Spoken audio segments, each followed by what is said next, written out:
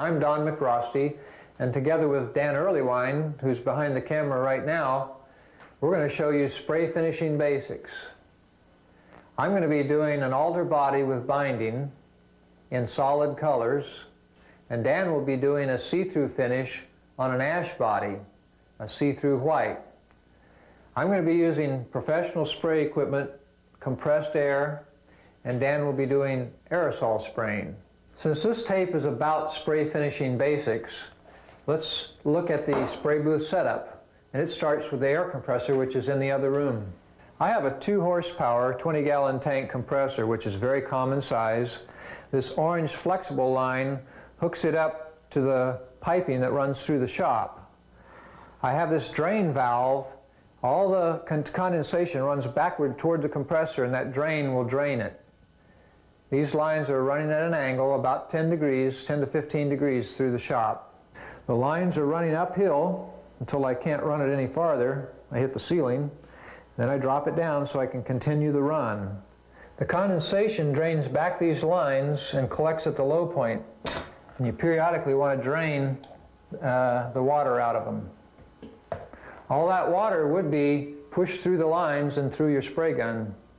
Here's where the copper line comes out in the spray booth, and I've got a bank of tools hooked up through this flexible line. First, there's a moisture separator, then a regulator, and a gauge so I can tell what pressure I'm using, and a secondary moisture trap that goes to this line that hooks up to the spray guns.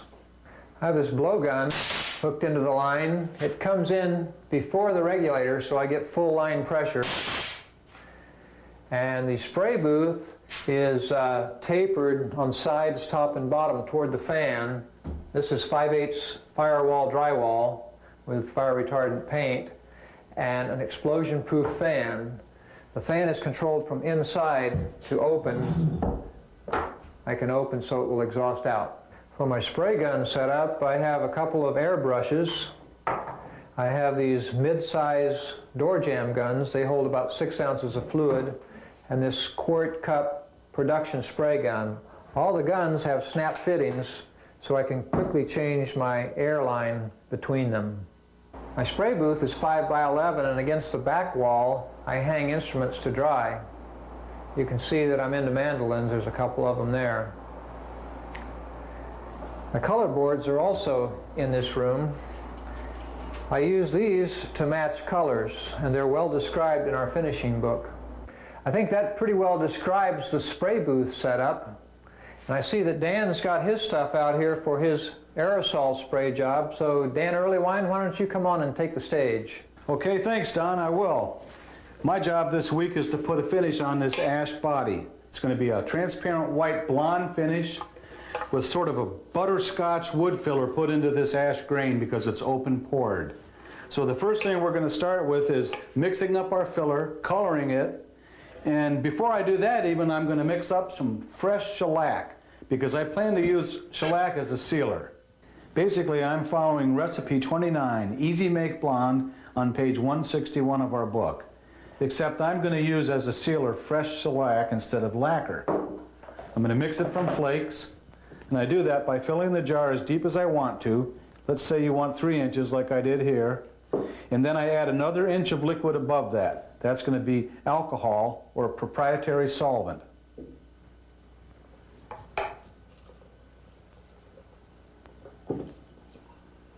Like that.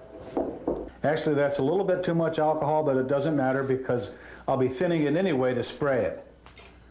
Shake it up, let it set for a while. I date it, $7.99. Keep it for a few months, no longer than 6.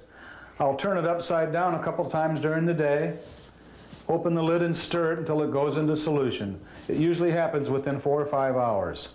Soon it looks like that. This is a good spraying consistency. You can mix it stronger if you like, if you're doing French polishing. Doesn't matter how thick you make it because you can always thin it with Picol. While that shellac is dissolving into solution, actually I have another bottle mixed up down here so you won't have to wait 4 hours. We're going to color our wood filler. It's a natural paste filler. We're going to use the universal colorant. This is the Tinsol brand in yellow, brown, and a little bit of red. And we're going to try to match this butterscotch that I mixed up yesterday in a smaller amount because it's real easy to do. I'll show you how to do that now. This is the water-based grain filler I'm using. It's a natural, but it's not the natural that I know from the old days when I used oil-based fillers, which was more of a yellow or ochre. It's kind of a white milk of magnesia color. Before I make a big amount, I test a small amount like this.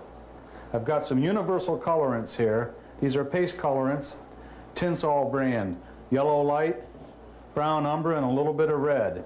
And I put them out on this little palette. I know that I need mostly yellow because I've done this before, but I'll pick up small amounts and not put the whole bunch in there at once till I get the yellow that I want. To that I'll add a little bit of the brown. I know I need far less brown, a little more yellow, and so forth till I get close to the tint that I want. And the last thing that I do is add just a touch of red. It's so powerful. When I get a feel for how this works, and that worked out pretty well right there, right off the bat, then I can extrapolate that and make a larger amount, which I already have. That's what this is. I'm going to use this stuff, which I made yesterday, to fill that body now. Water-based wood filler dries very fast, a lot faster than the oil-based does, and that's fast enough. So I'm going to add a small amount of Solarlux retarder. It's a glycol ether, which is part of a water-based product. Let's say about 1/4 ounce. I'm going to add that to it, and that'll slow down the drying time. I'm also going to pour a small amount of this into a bowl, and I'm going to use it for cleanup later. As the filler starts to harden, I'll use a little straight glycol ether on a piece of Scotch-Brite to get rid of the hard areas. I'm going to start with a small area at a time.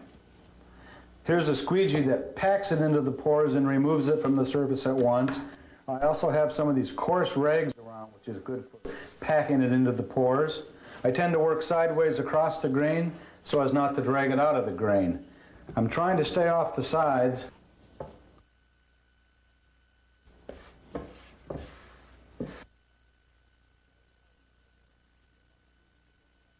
It's starting to harden a little bit. Using that squeegee to pick it up. I'm staying on the main flat. Next I'll go over onto the side. I'm trying not to be too messy, and I've got my rag here, which is good for blending. I can't use a squeegee out on that horn. It won't quite work there, so I use a rag. This is a little of that glycol ether. It moistens it up, and I can wipe it off quickly. Now I'm going to flip onto the edges. I'm using a rag now because you can't use a squeegee on these edges. This is a messy job.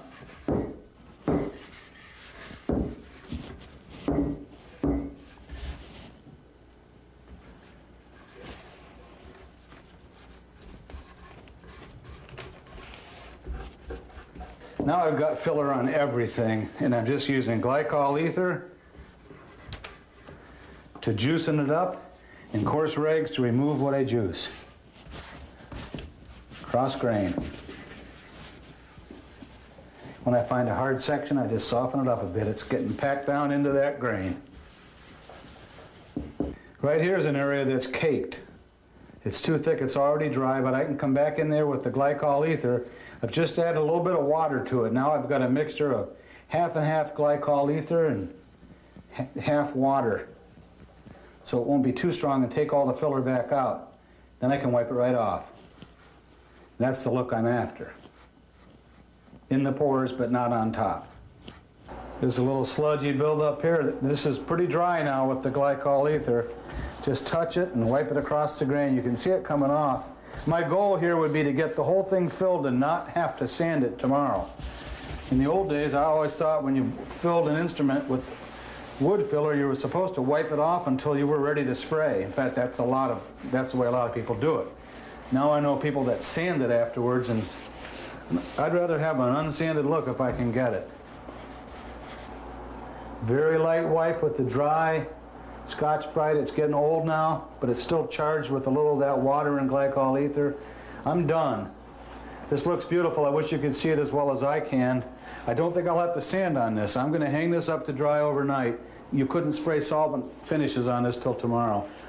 I wouldn't even spray a water base on this. I'd let it dry because it's had a lot of glycol ether on it.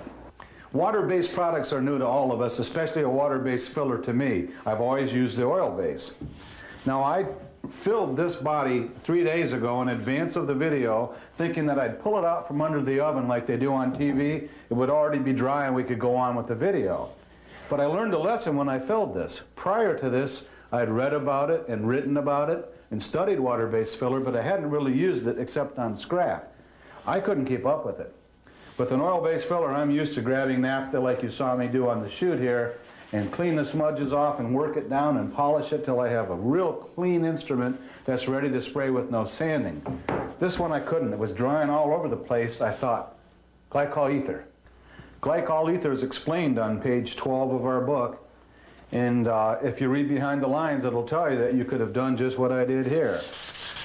I had to learn it in a panic. Now I've got to go ahead and sand all the filler off this first body because it's packed on top. I thought it might be interesting to go ahead and do this and spray some shellac on both bodies and see what kind of a different look we got. One of them sanded off, the other one unsanded, which retains more of a yellow look. In fact, it's a look I've never gotten on any other instrument. I really like the looks of that.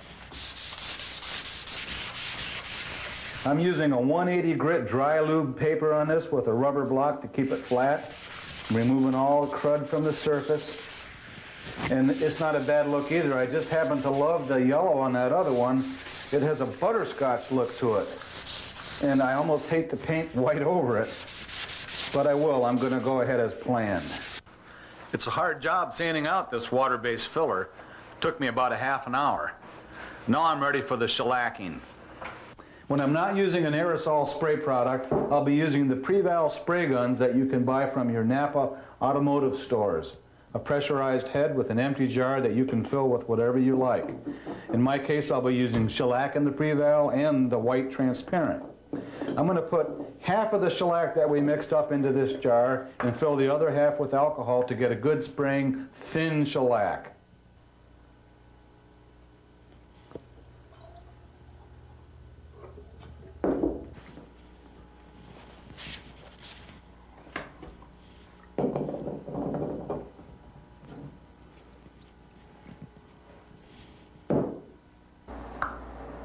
I have a small beaker of alcohol standing by to clean the Preval when I'm done, and I have an extra head standing by too in case this one gets weak trying to do a big body in the middle of my spraying. I can switch heads in a second.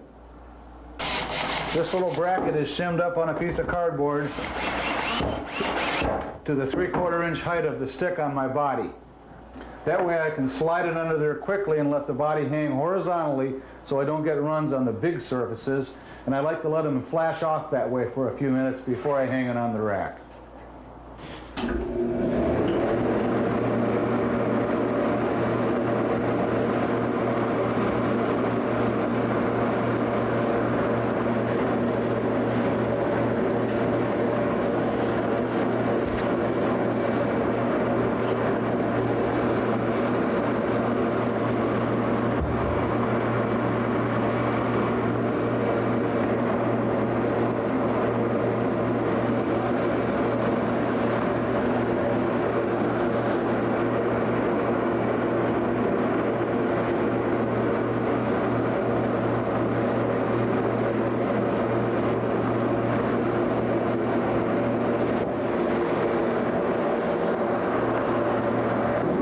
This can number 1, it's getting cold and a little weak. I'm going to take it off and give it a quick spray with alcohol just to clean it out. Then I'm going to switch heads and spray the other body with a new head. Then I'll come back and really clean these spray heads later. So far, I've used that much shellac to spray that one body with a light coat. Guitar number 2.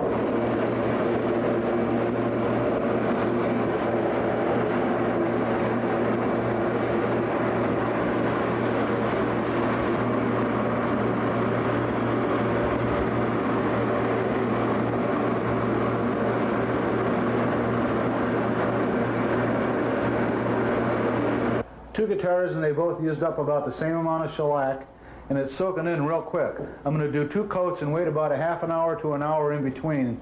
It's kind of humid out, but fresh shellac dries really fast. Here's the 2 bodies side by side. This is the one that I sanded on, and this is the one that I didn't. I like this the best.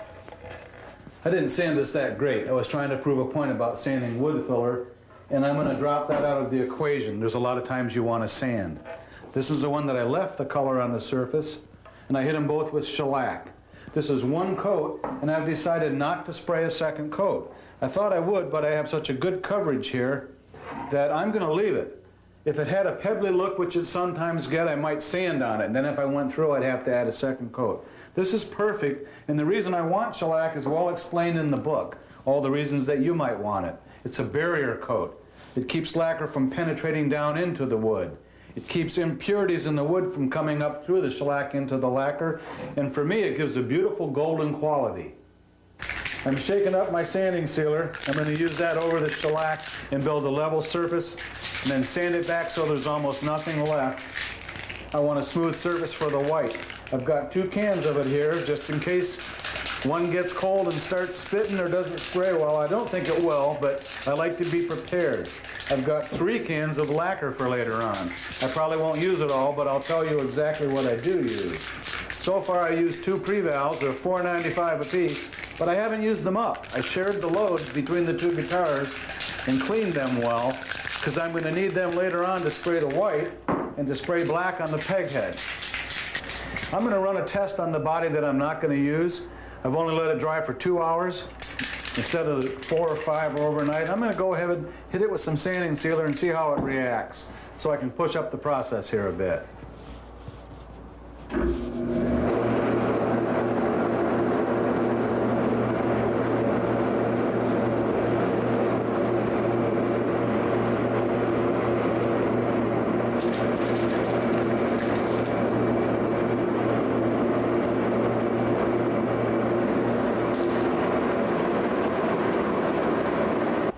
Here's my scrap piece. I'm practicing on scrap, which you always should. I do every chance I get. This shellac had dried about a half an hour or 45 minutes, a very short time. I hit it with a coat of sanding sealer from the spray can. It's very dry to the touch.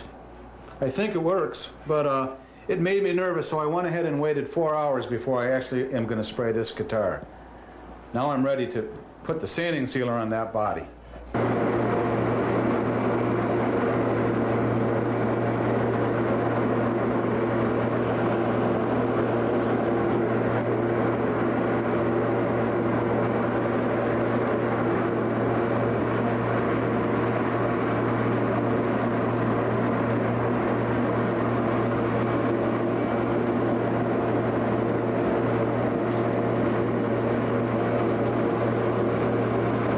That's my first coat of sealer. It's been 15 minutes. It's dry to the touch. I'll give it an hour or more before I hit the second coat. You may have noticed that I take my can and spray it upside down. That's to clean the tip. An even better way is to take the tip off and put it on a can of blush eraser, which is almost pure solvent. In fact, it probably is. We use the blush eraser to spray on a blush on a humid day to get rid of it.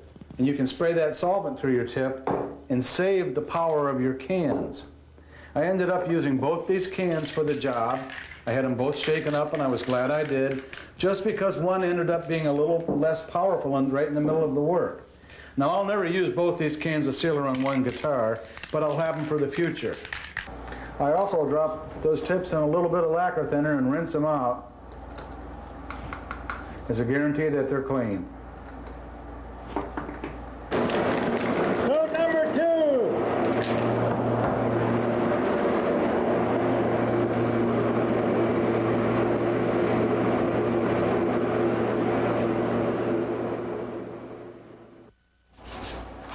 That's 2 coats of sealer, and I'm sanding it level with a 320 grit gold-colored free-cut production paper.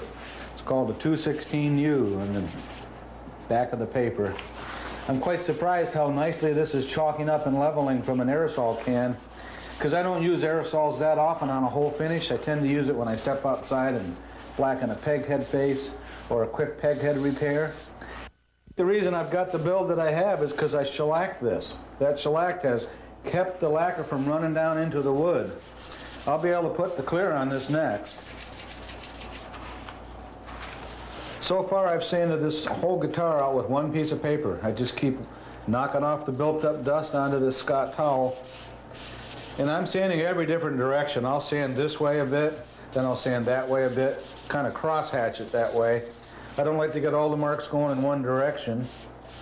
And these scratches of 320 grit are going to melt out with succeeding coats anyhow. I probably will get the whole guitar done with one little piece of paper. This stuff is so strong and lasts so well. On the edges and the corners, be very careful. I'd try not to even sand the corners more than that and let the lacquer build up, because that's where you tend to sand through and you'll go into color. I will sand in the cutaways, but not heavily, because it's hard to spray in the cutaways and they don't get the same build as the rest. Try as you might, it's hard to do that. I'm trying to sand out the majority of these little shiny spots that you see here. I don't go after every single one. They'll fill in with lacquer. A perfect leveling job, you wouldn't see any. But this is pretty good. See how flat and smooth that is? That's 2 coats. These are what I call pizzles. My friend Joe Brodowski that taught me how to spray calls them pizzles. And they spit out of the gun. Happened a couple of times, so I switched to another spray can. It could be dirt in the can. Who knows why it happens, but I'm very careful on those because they have actually raised up on the surface. I don't mind leaving a little bit of it. It'll blend in later. I've got a little less than half a Preval jar full of ready to spray lacquer. I'm going to thin it further with lacquer thinner. And I'm adding white master color into this little cup into some lacquer thinner to get a slurry of white. I cut the end of the pipette off with my knife, and then I'll add that white slurry to this a little bit at a time, looking for a transparent white. I don't want white paint.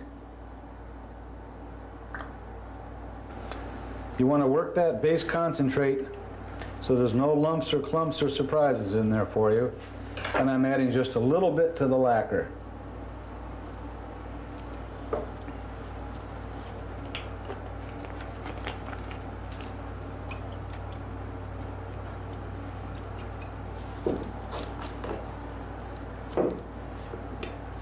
That first addition is a little weak to my eye.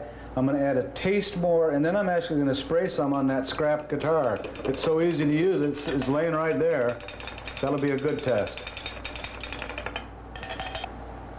I'm adding about a third more thinner to that ready to spray lacquer because I don't want it too heavy.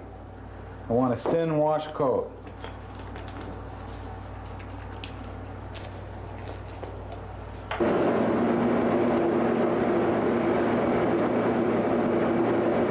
Way too weak. I'm going to add the same amount again. Make it twice as strong. That was way too weak. It would have taken way too many coats to get a coverage. Within 2 or 3 tries, I'll have it. There's the first pass. It's just not covering quick enough. The second pass is not bad. I think the third mix will get it. I'm going to add a little bit more master color for this third time. I'm tired of messing around with this. I want to get some coverage, but I'm not going to pour all of this in there. Just a couple of drops. Try that. That's my third mix.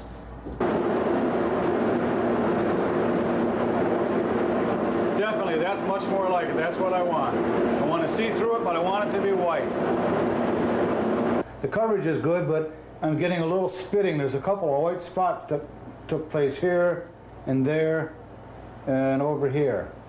I'm going to strain my paint through this lint-free cloth. It's a cotton, lint-free French polish cloth. I must have some clumps down in there, and I should have thought of this earlier.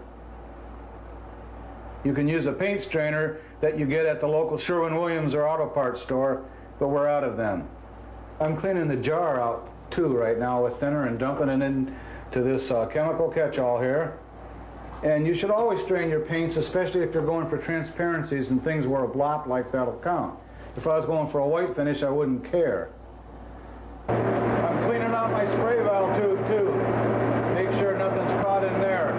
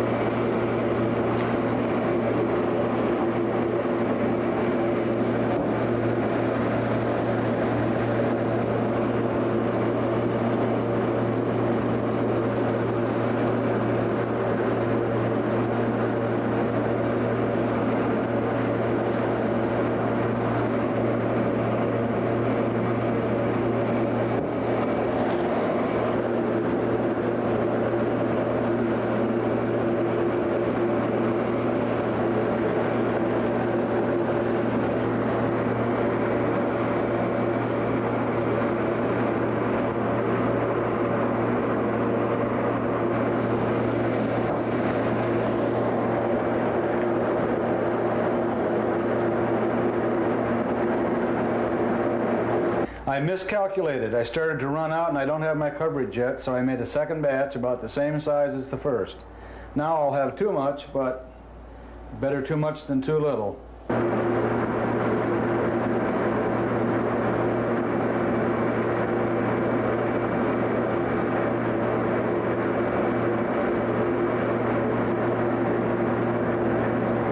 I cleaned out my guns well and took the siphon tubes out, put them in some thinner, cleaned out the jar so I can use it for a different color. I saved some of the white in case I need to touch it up. I'm basically happy with the coverage. What I have to say about it is this. On a scale of 1 to 10, I'd give myself a 6. What I see looks good from a distance and it looks good here, but as I get really close to it, it's a little bit grainier from the lack of atomization than you'd see with a real spray gun. It's hard for you to see that. I can bring it right up to you. It looks like you want to see it. You've got that gray look of the filler showing through. It's just a little bit speckly, like it didn't quite atomize, and I tried my best. Towards the end, I found that it was really worthwhile to stop and switch spray heads. When I got these specks, I noticed that immediately when I changed heads, which you didn't always see me doing, they went away. Then I could get a nice smooth coverage for about 30 seconds. So if I had to spray a transparent color, I would change heads 3 or 4 times in a 2-minute period. So in one day I put shellac on, decided not to put 2 coats, waited 4 hours, sprayed a thin coat of white. This is like nothing. I can hit this with clear lacquer now. It's about 3 in the afternoon. I can hit it before we quit for the day with 2 coats of aerosol lacquer, and then I'll let that lock in for a day or so. And I hope that it'll sort of dissolve out some of that poor atomization, which you can't see from there. I'm going to hang this for half an hour and then start clear coating. While I'm waiting for that to dry a bit, I'm going to work on my neck for a while. I've got some work to do on it. I taped off the fretboard for a ways down. This is one of the StewMac neck blanks that you cut your own peg head. And this is our peg head, the StewMac peg head from our old electric mandolin in the 1980s. Don and I are both going to do a neck in this shape. Well, since we cut it out of a blank, this is bare wood coming around the side, right to about there. I want to blend that in, and I'm going to use some aerosol satin lacquer, because this is a satin finish neck and I don't want gloss on the edge. I want to protect the fretboard, but I'm not too worried about the front or the back. A little overspray will get on there. Besides, later I'm going to paint on the front. I'm going to do a logo on the peg head.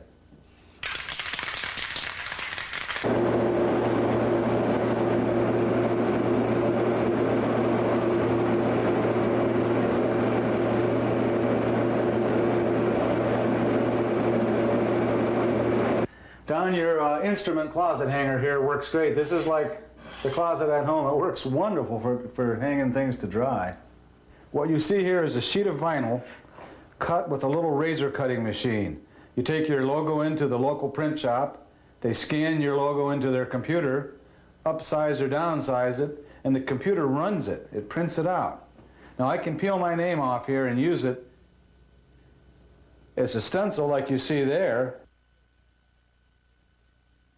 or else I can peel the name off and actually paste it down on the wood in blue, and it's very thin. But you can't lacquer over it easily. That's why I prefer to use the Frisket here, or stencil as it's called, and I'm going to spray paint it black. Saving the little inserts here.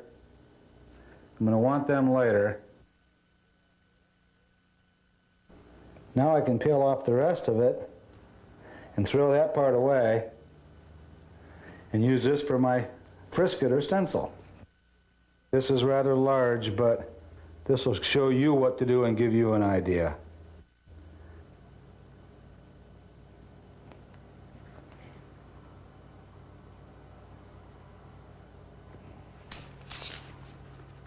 Of course, you got to tape everything off at this point because we're going to be spraying black paint on here, or the color of your choice.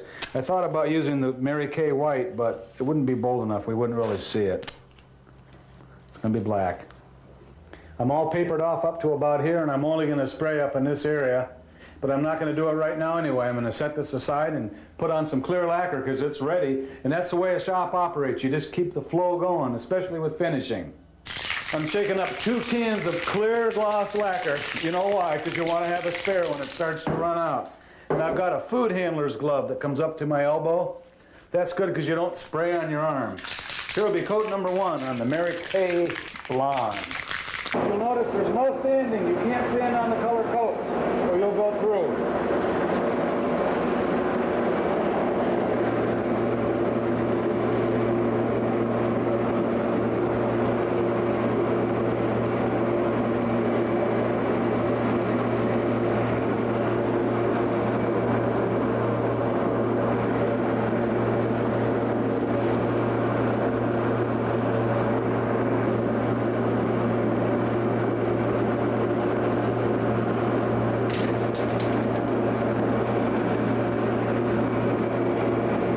I set the guitar level for a few minutes because I started getting a run there.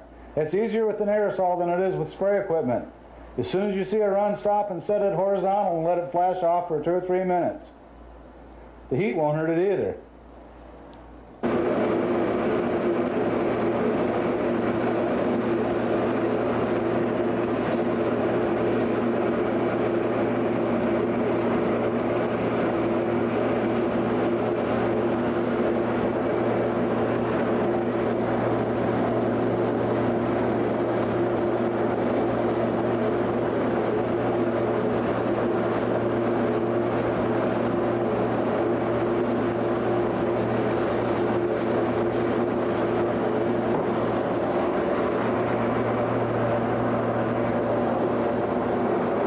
Okay, it's round 3. It's the next morning.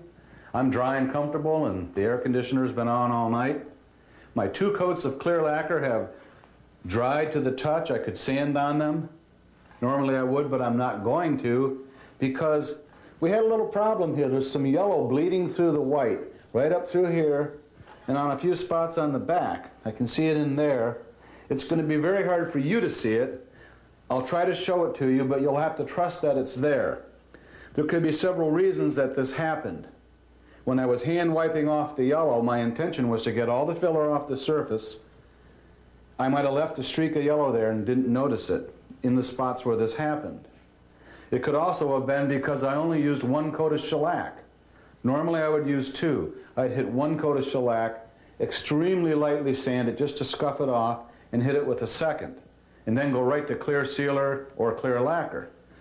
This time it looked so good, my coverage was so good, I only used 1 coat. That might be the problem. It wasn't enough to lock in that color.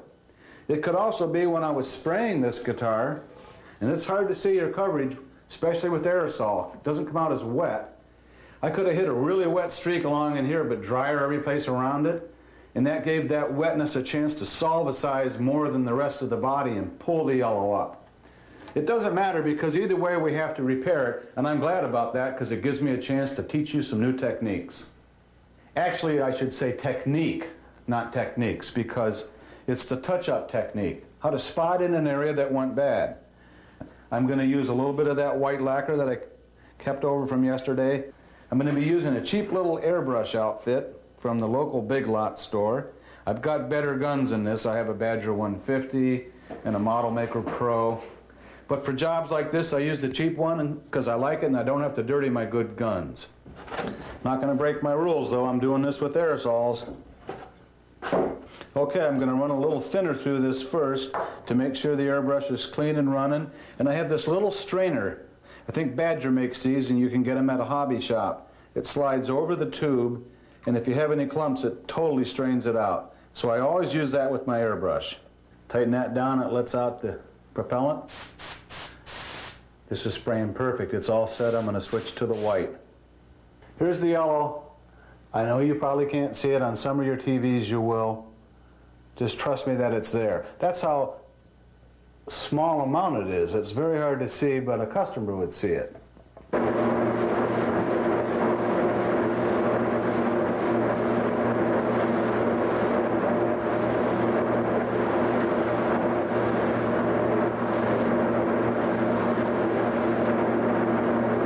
It's not covering fast enough because it's a very tiny pressure. It's a very fine spray. So I'm going to add more master color. More than I would have used for my original transparency. But now I'm trying to shade over an area that I don't like, and I want to cover very quickly. I suck up the liquid into the pipette 3 or 4 times. That's the way I mix it. Now I'm going to drop some of that nice strong white. This is with thinner. Thinner won't hurt anything. And really increase my coverage. Before I spray the heavier white, I've got a little hair here. I'm dragging some 400 paper across there with the weight of my finger, just to remove that hair. I think I got it. As long as I'm doing this, I'm covering the whole body with a light mist. It's just sort of toning the whole thing. It's a much finer spray. I got rid of my yellows and I'm just drawing that white out so the whole thing doesn't look like it's got one big heavy white blotch where I was correcting. That took care of it. I'm holding the trigger down. I'm not triggering on and off and getting a light misting spray over the entire instrument. But I can't do this for long because the can's going to get cold and I don't have an extra can. And it is cold, so I'm just going to take a break here and let that set. I've got plenty of lacquer sealer and clear gloss lacquer in the aerosol cans here, and plenty of pre-vals, but I only brought one of these because I wasn't expecting this to happen. I'd have 2 or 3 of these around if I were you also, because when it gets cold, it's downtime. I would switch every 30 or 40 seconds if you're going to try to cover the whole body like I am.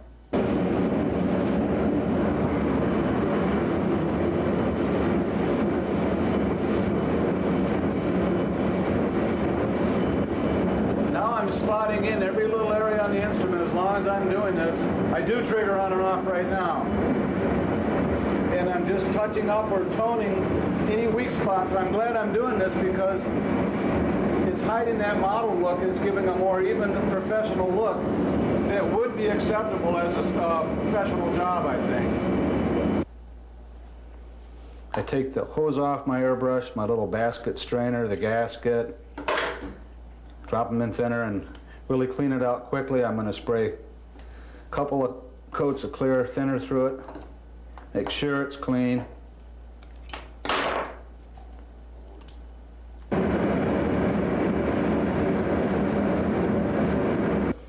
I fold a pipe cleaner in half. It has a little bit more size to it and clean that. I use the pipe cleaner to clean out my tube with some thinner on it. And a pipette full of thinner is a quick way to clean that tip. That's clean. All clean for the next color, which is going to be black, to spray that logo on the guitar neck. Okay, I'm ready for the next coats of clear. That'll be coats 3 and 4. I have a very uniform coverage. I'm glad I did this with the airbrush because it's brought it up a notch. I've hidden what I didn't like and highlighted areas that were weak that I hadn't seen.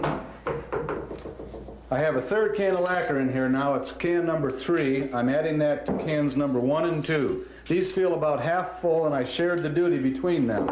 I won't go to can number 3 unless I feel I need it.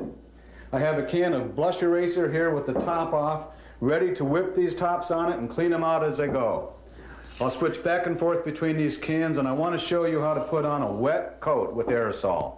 The spray tips on these aerosol cans are adjustable from the vertical pattern that I'm using to a horizontal pattern. This adjustment gives me the vertical spray fan, or I can turn it with a pair of tweezers like that to get a horizontal pattern. One thing that I do often as I'm spraying is wipe the tip. If it starts to spit or sputter at all, I'll wipe it off. With the spray can, as you're spraying this spray pattern, liquid gets on the lip of the can and it builds up right here. You've got to watch for that and wipe it off periodically. Otherwise, the spray pattern comes out, picks up the liquid that's sitting there and pops it onto the piece. There's also a tendency with spray cans to trigger on and off as you go across the piece. I'm going to practice on scrap, not on my guitar.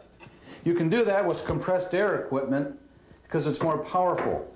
But the aerosol cans tend to spit each time you trigger, so it's better to hold the trigger down and hold it down the whole time while you spray the wet coat. That's why I have so many cans available so I can change aerosols.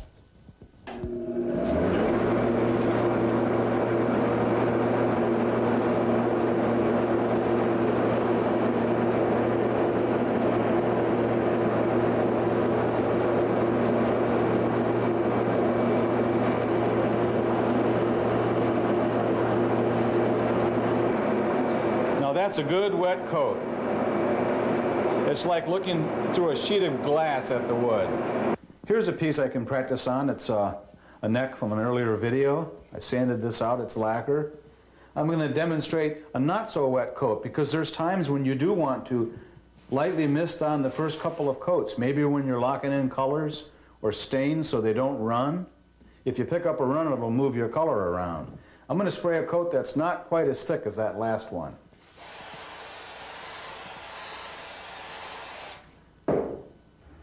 A coat like this is not all glassy. It tends to have little dots of spray. Thousands of little droplets of lacquer on the surface that eventually soak into the wood and dry, but it's not a very heavy build. Here's a second coat over that is wet. Gets a little bit of orange peel to it, but it's a heavy build. These are the type of coats that you want to set horizontal to avoid runs.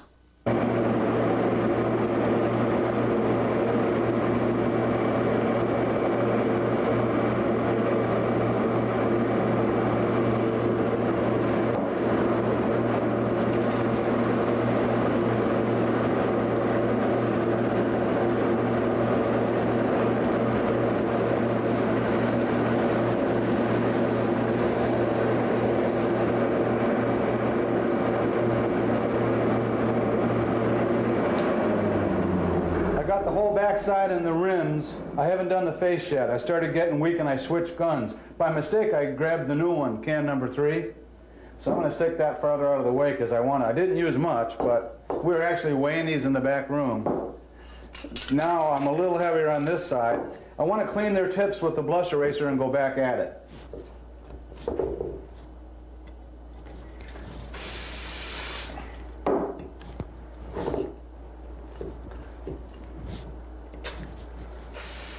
I don't mind taking a break in the middle of a coat, shaking the cans and letting them warm up a bit. I'm trying to get as much out of them as I can.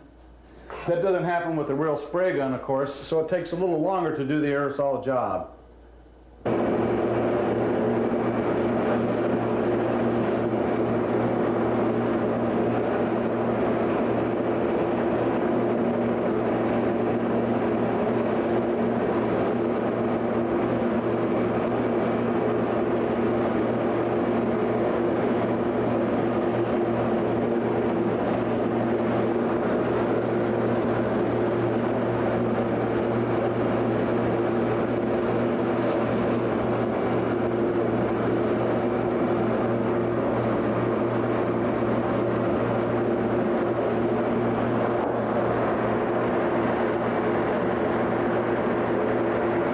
I'm going to hang this up for 1 hour and go back to the neck. To color that logo on the pegghead, I could go several ways. I could use a waterborne lacquer in nice gloss black, it's a good color, and spray that with Preval. I could mix up Master Color lacquer in clear lacquer and spray that with Preval, or I could use the aerosol black lacquer, which is what I'm planning on doing.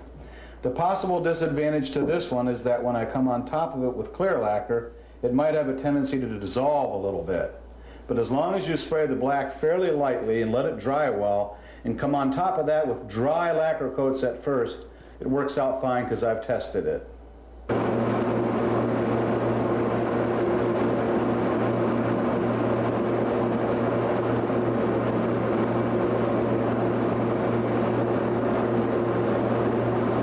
going to let this dry for 5 or 10 minutes under a light, about 4 or 5 inches away. It's a very dry coat, and hit it one more time. There's the second coat, that's all I need. I'll give it about 10 minutes to tack up and I'll get that vinyl off of there. I can see a little bit of a blush on this. There's a little gray look in there because it's really humid outside.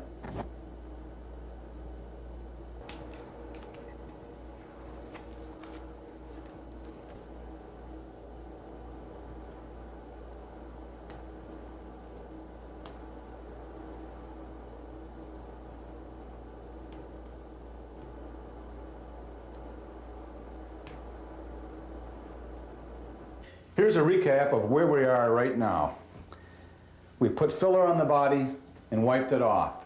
We put 1 coat of shellac on that as a barrier coat and sprayed 2 coats of sanding sealer over that, most of which we sanded back to the surface as a level surface for our transparent white that we mixed up.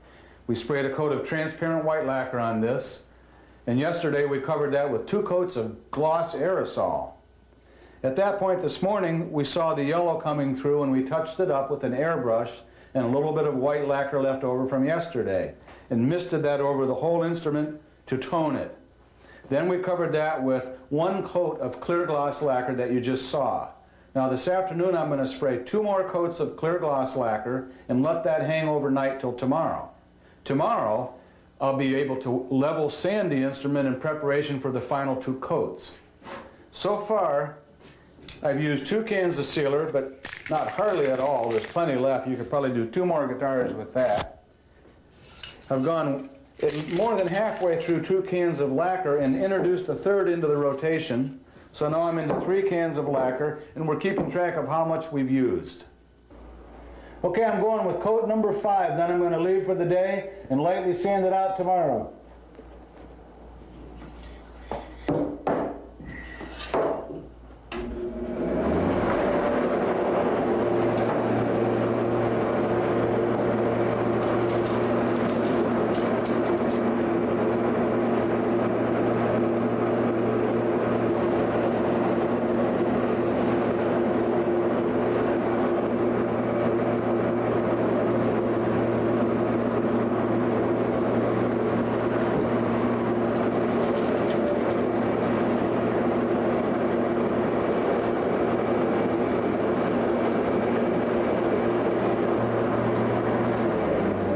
Say one thing, I've seen people using the handle on these spray cans, and I think it's a worthwhile investment. I'm going to get one because my finger's getting sore.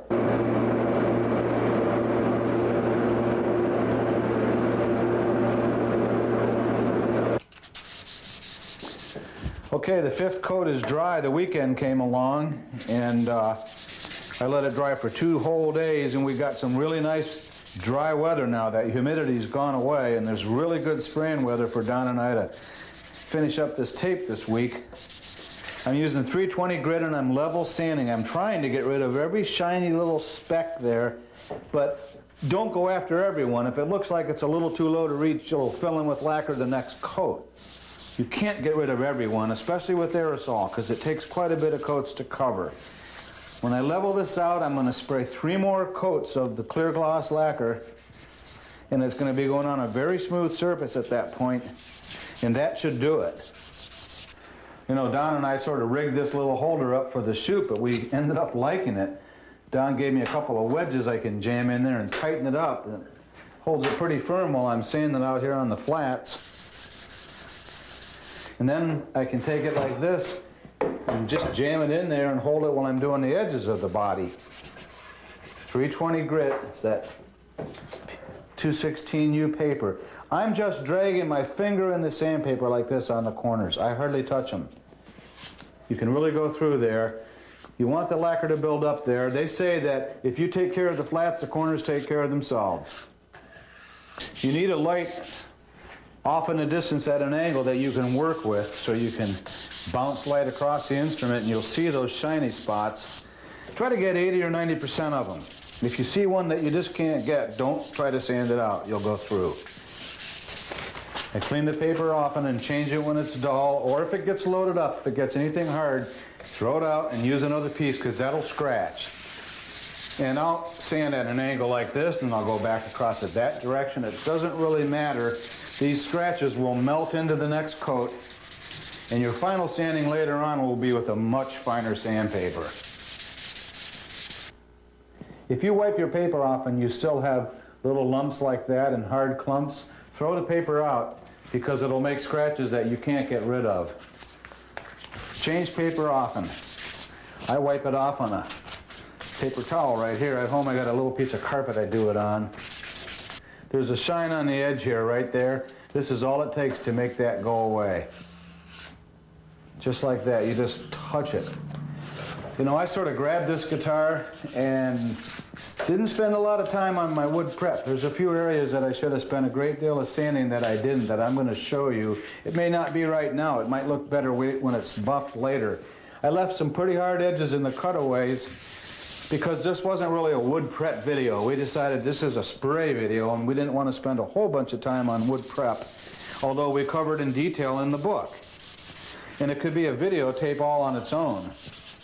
Sanding wood, filling wood, getting rid of dings and dents and unwanted imperfections that's just going to cause you troubles later. On this whole job so far, I've only got one run right here on the little butt end, and that's a hard part to spray. I'm going to scrape that with a razor blade. I can feel it dragging across that little bump of lacquer, and I'll also work it with a real smooth file. Just a hump of lacquer. It's still soft, I can feel it. The blade got most of it, and then I'll just sand in a little circle. If it was a bigger area, I might sand in little figure eights. Then I'll kind of blend it out, a few straight strokes, and it's gone. Uh-oh. I went after another run that I found down on the butt end, and I was just kissing it with sandpaper, and I went through. That's because it's weak on that edge there. I didn't build up enough lacquer there. I'm smoothing it out, and I'm going to go back to the airbrush. I saved some of that white. I'm going to spot that in very quickly and very lightly and lay plenty of clear on that in the next few coats. First, I run a little bit of thinner through that gun to make sure it's working good and get the size of a fan that I want. I'm testing that on scrap here, on a piece of scrap wood, and I think I'm going to add a little bit more master color to this. It was okay for the transparent white, but I want to go in there and nail this.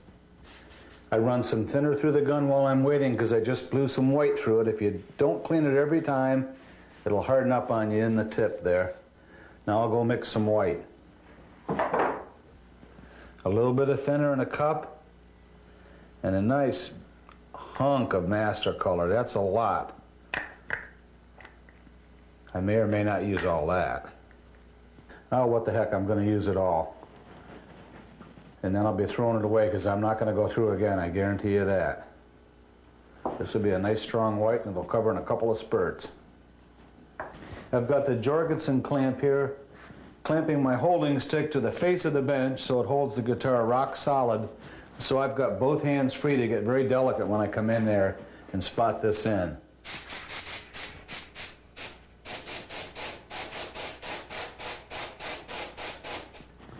Let that dry for about 2 minutes and hit it again.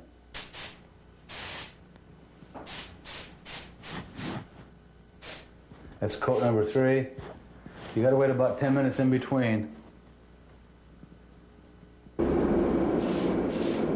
I'm sort of spreading that white out a bit right around the rim, and I'll just sort of sunburst it in, and generally it'll take a little bit of the butt end. You'll see this a lot on old tellies. Any of the old blonde finishes, they're whiter on the sides, whiter in the cutaways than they are on the face. Maybe this is the reason. Maybe they sanded through in there and had to go back in and touch it up. It's also because those are the areas that's harder to spray, and you can load it up by mistake in there. If I didn't want to fog the whole end, I could stand here and sand around the patch and keep removing the white that I'm spraying, because it's protected by clear. Only where I patch through is the bare wood. But I'm going to leave it this way. It looks fine to me. It's a dry day, like we said. The humidity's gone. It's a good spraying day. I'm going to put the remaining 3 coats on all today, wait about an hour and a half in between coats, perhaps 2. I'm well into that 3rd can in those last 2 coats, but there's still lacquer in all 3 cans. If I go into a 4th can, I'll let you know.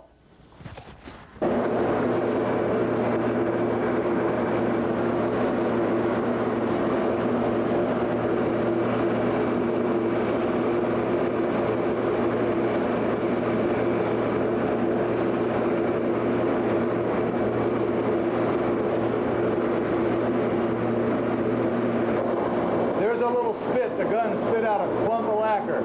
Aerosols will do that. That means it's running low. I should switch cans. I'm going to hold it horizontal a second.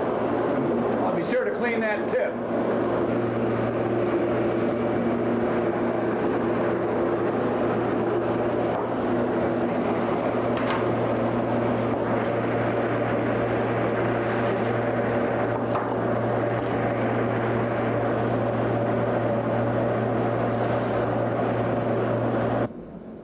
I'm spraying it really wet, and I started getting a run right behind the pickup. As soon as I see that happening, I lay it flat and I quit spraying for a minute. I'm really trying to show you everything that happens every step of the way, because aerosol spraying is not as easy as spraying with compressed air.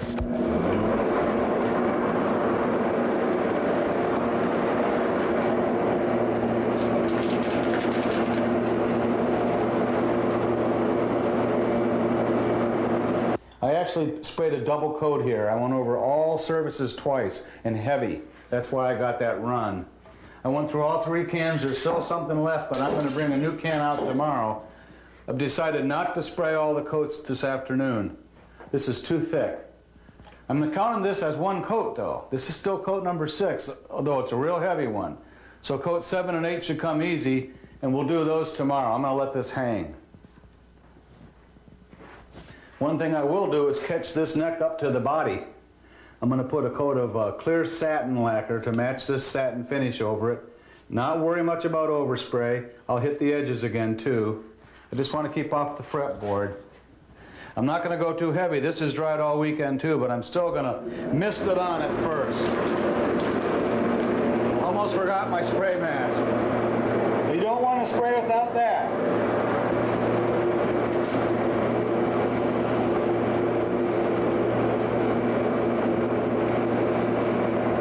I misted that on pretty lightly, let it dry 5 minutes. You can see the satin look.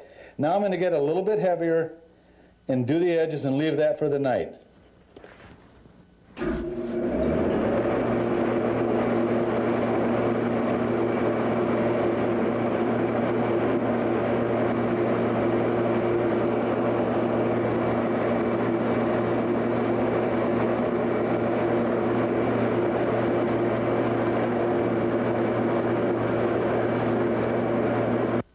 Okay, I've sprayed 3 coats of satin lacquer on this peg head, level sanded it, and sprayed 2 more coats.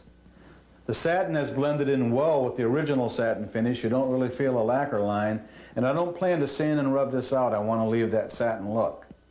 Don and I have finished spraying our bodies by now, and we let them hang for 6 days to cure. Now we're at the sanding and rub out stage. I did use that 4th can of lacquer, by the way, and it's about half full. So it took me 3.5 cans of lacquer to get 8 gloss coats. I'm going to start sanding with the P-graded gold 800 grit paper on a foam block, and I'm hoping I can level with this. I'm not sure if I can, because my finish is a little bit more orange peely and mottled looking than Don's because of the atomization. Professional spray equipment atomizes better than aerosols do. The advantage to sanding with the 800 is I'm closer to rub out stage. But if I don't get it quick enough, time is worth money too. I'll drop back down to the 500 or 600 gold and work my way back up through the 800 grit to probably 1,000 grit. Clean the paper off, and then this 800 is working pretty well. I'm glad of that, so I won't have to drop back in the grits. What I'm going to do is sand out all the shiny spots till I got a flat, level surface. Then I'll graduate up to 1,000 grit with wet sanding. The 800 is working pretty good. It's slow, but it's actually quicker than going through 3 grits. I found a run over in this area. It's right there. It'll come out. Heavy orange peel in here. That's taking me some work. And there's a few craters in here that I found. They're like little spots.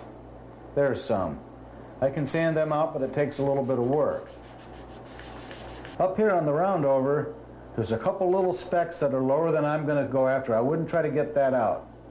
That little shiny spot that you see there, it doesn't worry me. That'll come into the buff. When this all gets glossy, you won't see that. My gut feeling tells me if I go for that, I'm going to go through. I've graduated from the 800 up to 1,000 grit, wet or dry. I'm using 3M paper. It's Don's paper. I'm using Don's whole setup here, really. Got a jug of water, some Murphy oil soap to keep it lubricated, and a sanding dish here. And I'm going to wet sand the whole surface out and dry it often so I can see what I'm getting. You can't see it when it's wet. And be ready to buff. I'm going to let Don really show you how to wet sand later. There's no sense both of us covering the same territory. I wear gloves when I wet sand because I find that too much water makes my skin split. It's a dermatology problem that I ran into from doing it too much and not protecting my hands enough. I'm going to go right from the wet sanding to rubbing out, and I'm going to show you several different ways of doing it and several different tools. One of those will be my hand with elbow grease. We're at the rub out stage. I sanded this out with almost a full sheet of the gold P800 grit paper dry. I used 3 smaller sheets of 1000 grit wet sanding paper wet. And if you look in the book on page 46, there's a good chart that explains the grading system of sandpapers. For example, P800 cuts with the aggressiveness of an American 400 grit, but it leaves the 800 grit scratch pattern. If I was going to a pedestal buffer, I could go right from this sandpaper to the wheel. For hand buffing or using the smaller machines like a drill and polishers that I'm going to show you, you couldn't do that. You need to wet sand up to 1000 grit. I'll be rubbing out with both paste compounds and liquid compounds. We had these paste compounds formulated to match the bar compounds that we use on a pedestal buffer.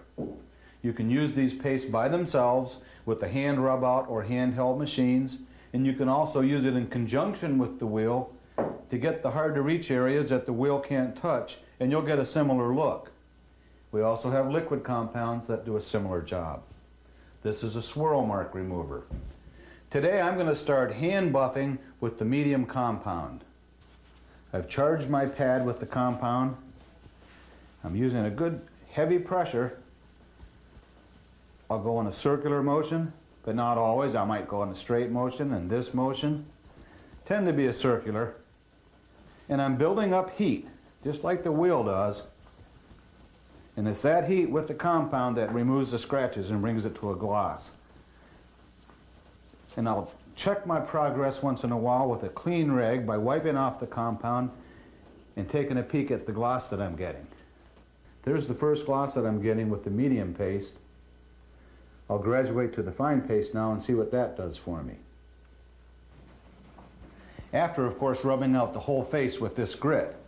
What I'm going to do is rub out this side of the guitar by hand using 2 grits and do the other side with handheld machines and show you a couple different styles.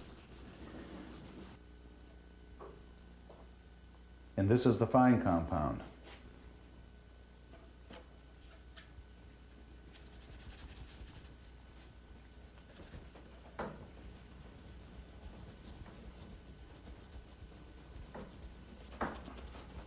This definitely takes elbow grease. That's why when you get into power buffing or machine buffing, you're pretty happy.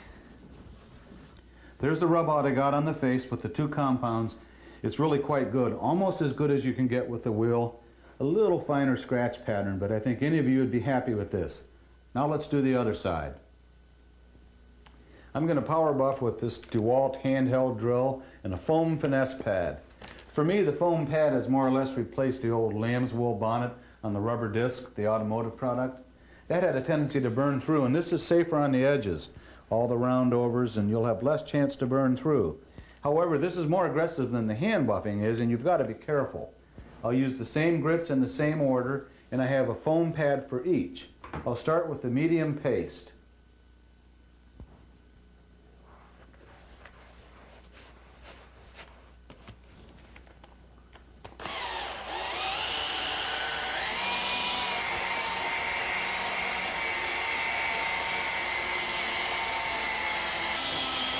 This takes a lot less elbow grease. You'll appreciate this.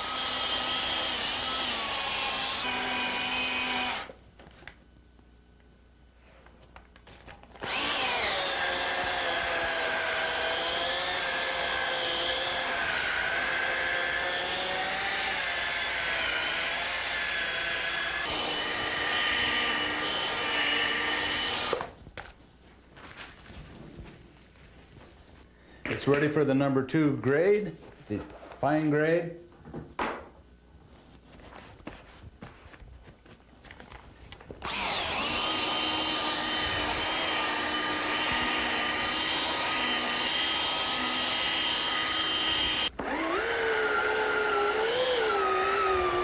I'm getting a good gloss now, but I don't want to wipe the surface right away. Once you start getting what you think you need, let it cool for 5 minutes because it's hot. If I come on this with a rag right now, I'll scratch it. Careful on the edges and the roundovers, you can burn through. I like that variable speed because you can control the heat buildup. And I can get inside the waist here where the pedestal buffer has a little tough time getting. Put the compound on the edge of the pad and come in there like that.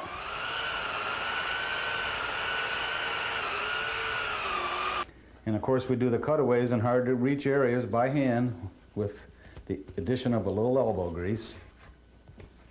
You can get this to match the machine buff quite nicely if you spend a few minutes at it. I'm working this quite hard with a lot of pressure, and I don't have to worry about burning through by hand too much.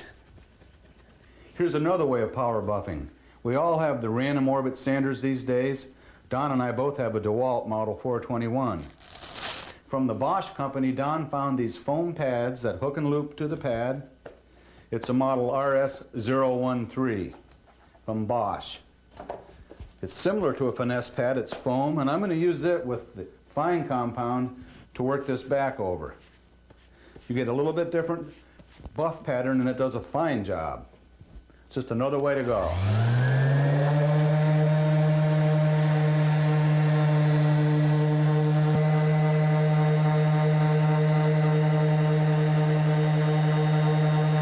The reason Don started using the random orbit is because he builds mandolins. He does most of his buffing on a pedestal buffer, but when he gets to the F-holes with their little sharp edges, he's afraid of catching them and tearing them out. The same thing could happen with the circular pattern of a finesse pad.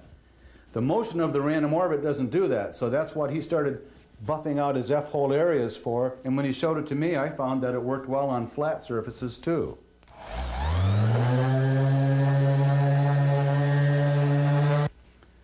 Well, that's about it for my rub out and my portion of the finishing tape. I'm not going to get a much better gloss than that unless I go to the wheel, and Don's going to do that for you. I'm glad you were with me and I hope you've learned something. I'm not rubbing out this neck, remember, because it's a satin finish. I think that's a good combination. It's going to look pretty good. Now I'd like to invite Don McCrossie to the stage for his half of this tape, and I'll take over on the camera. Come on up, Don. Well, thank you, Dan.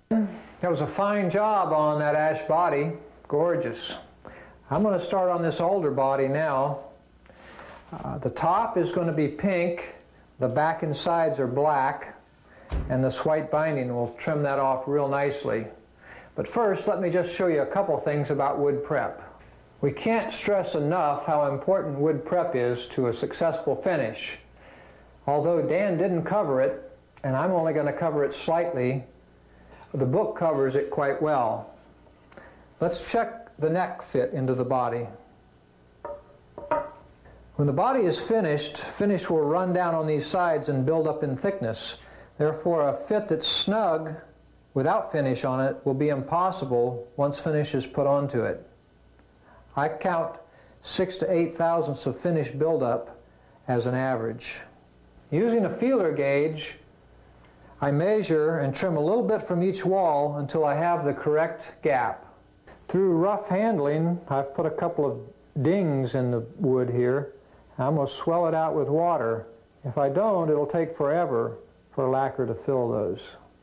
A damp, wet rag will swell the grain, and a soldering iron will produce the steam and the heat necessary to swell that out. You couldn't expect to sand these out because you'd have to sand down in and create a dish.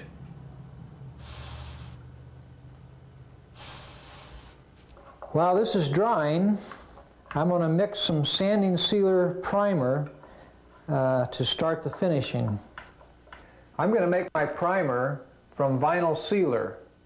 Into that I'm going to mix a little white and just a very tiny amount of black to get a gray primer, and it will help me in sanding and get a level surface to put the color on. The reason I'm using gray is because I'm going to sand most of this primer off. If I used clear, I wouldn't be able to see that I'd sanded it off. It'd be very tough to see. And you'll see a little bit of gray left in the pores and the low spots. I put 2 marks on this jar.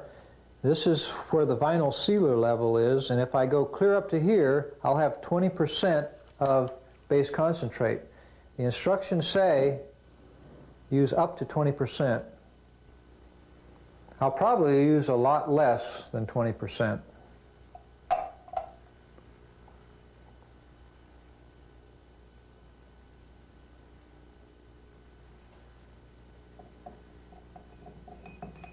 This is a 16-ounce jar. I've got it filled about 6 to 7 ounces with vinyl sealer. I've added 6 pipettes of the white base concentrate, and as you can see, it's barely brought the line up. So we're well within the 20% safety range, and at this level, it's starting to opaque. I'll teach more about color mixing later on. I'm going to add a little bit of this black base concentrate to the white mixture to get a gray. There, that's a pretty good gray. That's 1 pipette of black. Now I'm going to add enough thinner to bring it up to the top line. The body's good and dry, and I'm going to use 220 lightly and cut off the tops of any fibers that have swelled up above the surface of the back.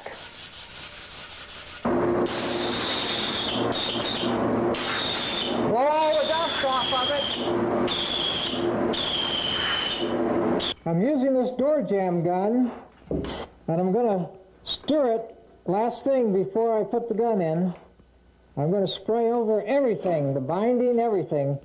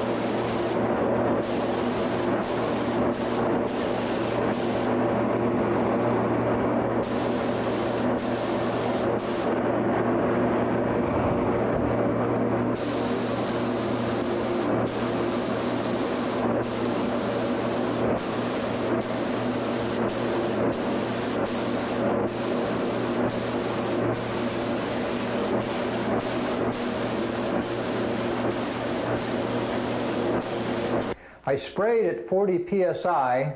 I've waited an hour. Now I'm going to sand it quite aggressively.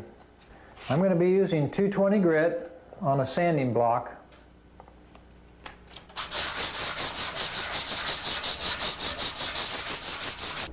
I'm switching over to my random orbital sander. I've got a large flat area. I'm going to wear a paper mask and turn the spray fan on.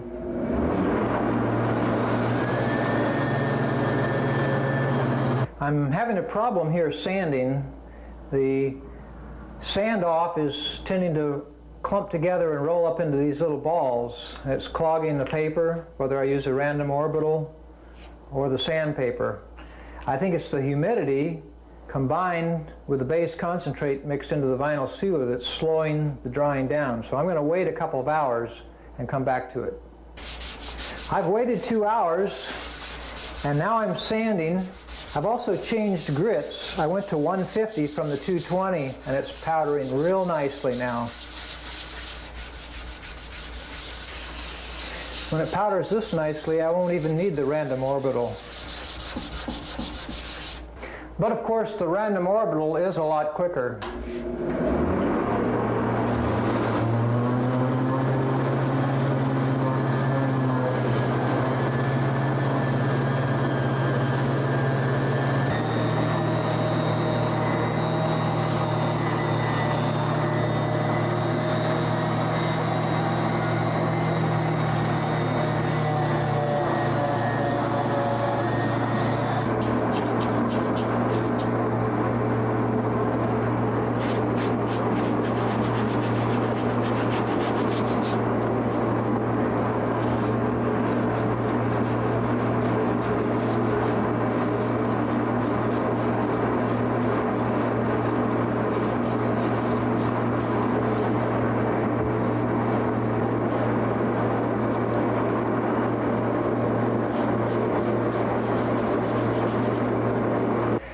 maple top didn't leave too much gray on it, but the alder back shows the low spots where the primer stayed down in.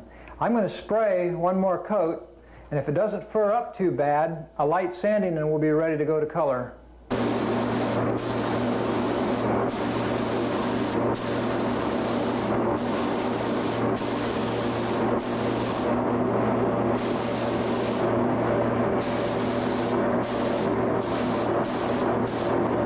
That's 2 coats of vinyl sealer. You remember I sanded most of the first coat off, so really it's only 1 coat. And I'll set this aside to dry for a couple of hours, and meanwhile I'll mix up my pink. That'll be the first color I'll spray on. The first color will be pink. I put stringed instrument lacquer up to this line. It's ready to spray, but it's quite thick, and the master color is even thicker, the base concentrate that I'm going to mix the color out of. So I added thinner up to this line so that the paint wouldn't get too thick. If I were just spraying clear, I would not thin it. Pink is a fairly easy color to mix. First I'm going to put white base concentrate into this lacquer. I'm using the pipettes, a pipette that's been cut off. And I mix it just strong enough till it will cover. From our clear lacquer line up to the current level, that's about 12 pipettes of white master color, and it's a little less than 10% of the total. And it took that to get this kind of coverage on this clear bottle. That looks sufficient to make our paint. Now I've got to choose what pink I want to use. I've taken a small amount of white out of this big jar, and I'm going to mix different shades of pink in this and paint it on the white paper, and then I'll pick the one I want and mix the jar to that color. Okay, just a bit on this toothpick. We'll see if that gets us anywhere. Now there's 2 dabs on a toothpick. I'm going to put that on the board and use that as one possibility.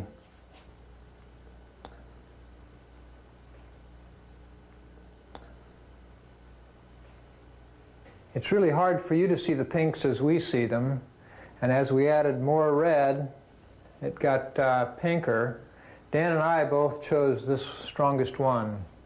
Now I'm going to add red and try and match this larger amount to this smaller amount.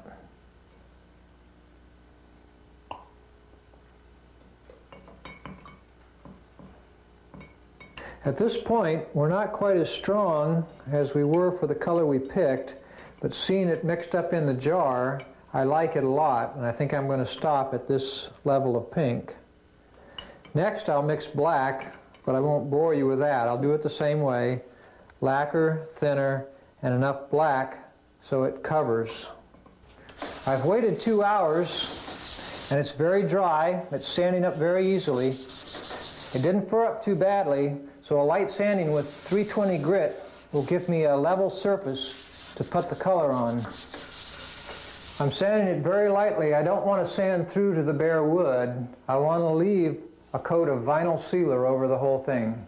I've masked the sides so that any of the top color will be held away. I haven't sanded the sides yet, so if any does get on there, I can sand it off.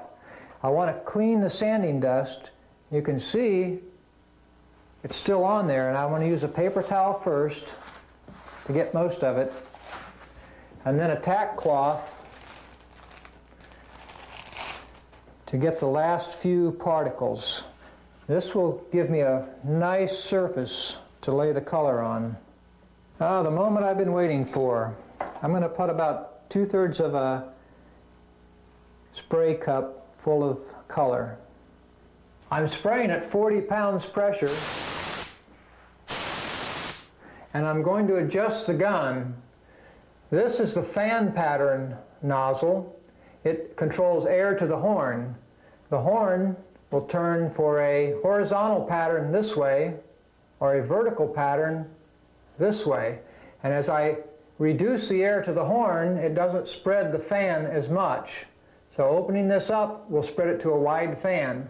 This is the fluid control nozzle, and it tells how much fluid is going to go through. It will control whether I have a wet or a dry coat. Closed down, you get a circle. Opened up, you get a fan.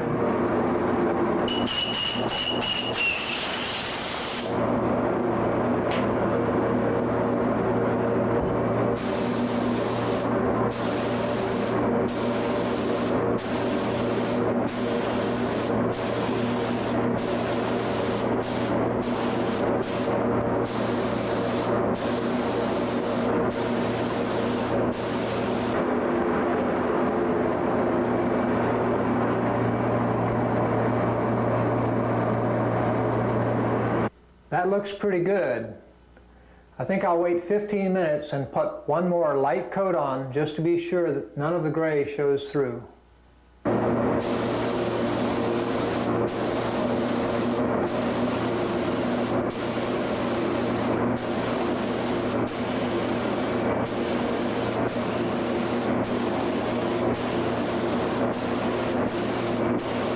I'm going to go ahead and peel this tape off now. There's no reason to leave it on any longer than necessary. I don't want any of the residue from the adhesive stuck on the finish. After this dries about an hour to an hour and a half, I'll mask this top off and spray the sides and back black, which I'm going to mix up now. 8 ounces of lacquer. I'm going to start with 4 pipettes of black. I'll probably use around 8 to 12, just like I did for the white when I was mixing the pink. Now there's 4. I could probably get away with that, but I'm going to put a couple more in. And there's 6.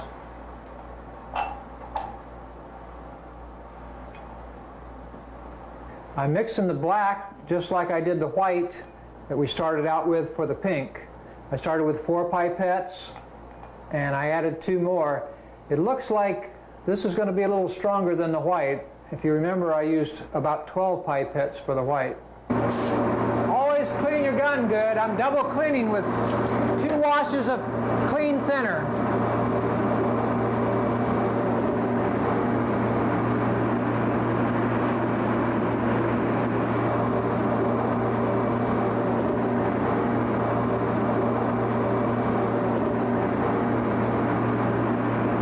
The black paint is ready, and although the body is still drying, I'm going to use this on the guitar neck.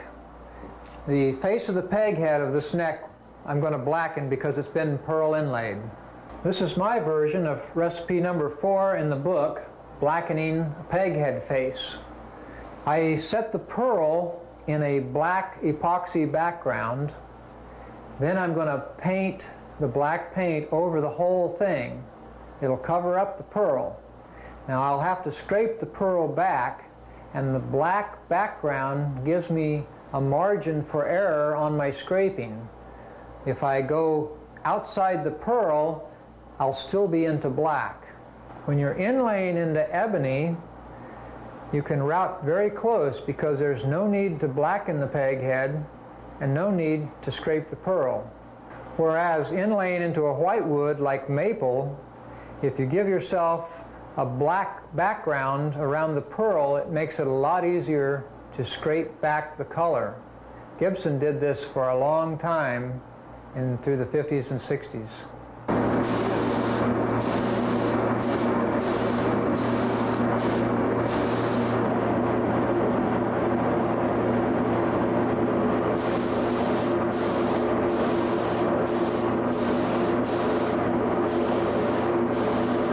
You can see the lacquer shrinking around the pearl. It's easy to see where to scrape. You should wait about 30 to 45 minutes. If you wait too long, the lacquer will get hard and brittle and tend to chip. If you wait too short, it'll be too soft and maybe peel off. That orange peely look of the black lacquer has shrunk and flattened out. We've got good coverage on the neck, and now it's time to scrape.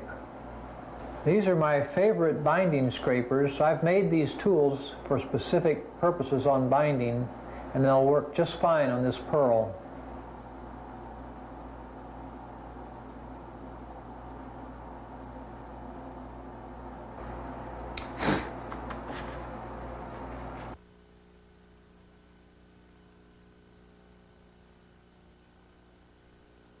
This is the tool I use the most. Notice the rounded tip.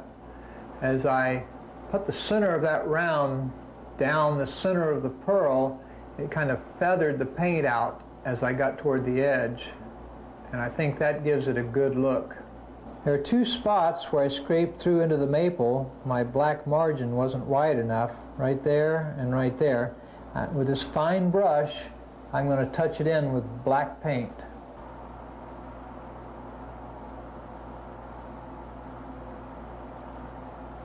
I'm going to set this aside for a couple hours to dry real well. I don't want clear lacquer to dissolve the black and cause it to run back in where I've scraped. While that's drying, I'll mask off the face of this guitar, lightly sand the primer, and paint black.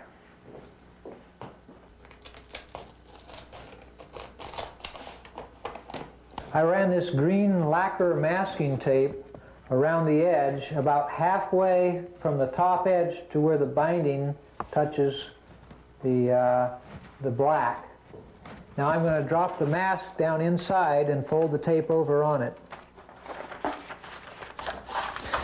That should protect the pink while I spray the black.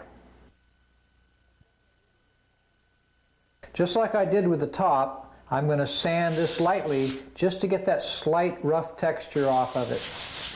Remember, I've got one coat of vinyl sealer on this that's colored gray. Just like before, sand very lightly, dust off, and stay away from these rolled over edges. We want lacquer to build up on there anyway. They don't get enough as it is. Tack cloth it off, and then I'll spray the black. The beauty of using the gray pigment in the vinyl sealer makes it work like a primer. It allows me to level the body with the thinnest amount. It's easy to sand, and it allows me to see the pigment as it goes on, like the pink did. I noticed when I sprayed the peg head, the black was a little thick, so I'm going to add some thinner to that black and bring it up about 15 to 20% with thinner. That's more the consistency or viscosity that the pink was. It should go on real thin and smooth.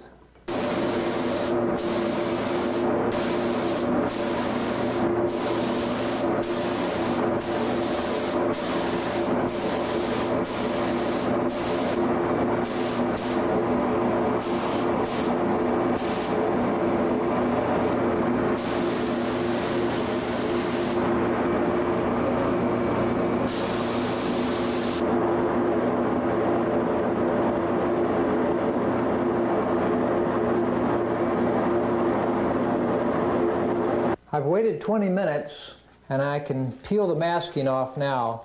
I want to get that tape away from the paint. The solvents in the lacquer can melt the adhesive in the tape and cause problems later on, so we want to get it off as soon as we can. Oh, that looks nice. I can't wait to scrape the binding, but I'll have to wait about 4 to 6 hours. Seeing this gray primer that was masked off of the binding makes me think that gray would be a beautiful binding color between the pink and the black. That could be done by either painting the binding or finding gray plastic and using it for binding. I'm going to scrape down to white now.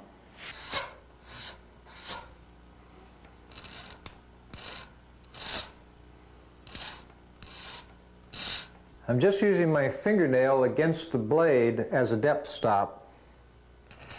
I've got the side edge scraped, and now I'm doing the top edge. Top's a little easier. There's less to scrape. I'm actually cutting down a ledge on this. When I clear coat, I'm going to go ahead and cover that up with an airbrush to build it back up with just clear lacquer.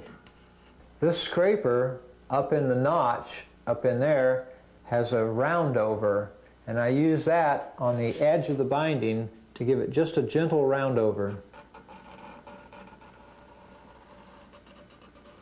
When I was scraping this outside edge, my knife slipped and cut through the pink color. I'm going to use some of the pink that was left over from spraying the top on a brush to fill that in. I didn't use a whole lot of it from this line down to about here. I probably could have done with half, but I still need enough paint to fill my cup. And on the black, you can see the line on the back. I didn't use a whole lot of the black either. I used all the gray.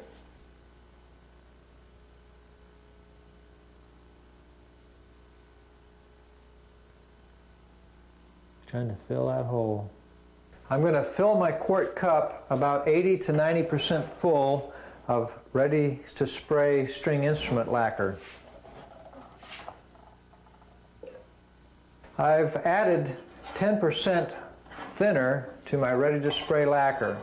This is not necessary, but the thinner in it helps it flow out and lay out real smooth. And I want that because my color coats are smooth and I don't need a great deal of building. Well, now we're ready to spray clear coats. This gun is just like, or very similar to the smaller gun I showed you about earlier. This is the fluid valve, and this is the air valve that controls the fan width. By backing this out, you get more fluid out, a wetter coat. Screwing it in will give you a drier coat, and this top knob controls the width of the fan. I'm going to spray my clear coat between 25 and 30 psi. Now, the different pressures will give you a different kind of a look. A heavy pressure, a high pressure, is a possibility of blowing the lacquer right off the instrument or blowing it up into piles. The lower pressure gives you a softer laydown. You can still spray a heavy coat with either. When I did the color coats, I used a higher pressure. You might have noticed that. I wasn't as concerned with a heavy wet coat or building. I just laid a light color coat down, and I want it well atomized, so the higher pressure, and I throttled back my fluid valve. Throttling back the valve is turning this needle in or closing up the size of the orifice so not as much fluid can come out. Just with the light pressure of my finger, I'm dragging 320 grit over that painted in fill, trying to remove the high part of it.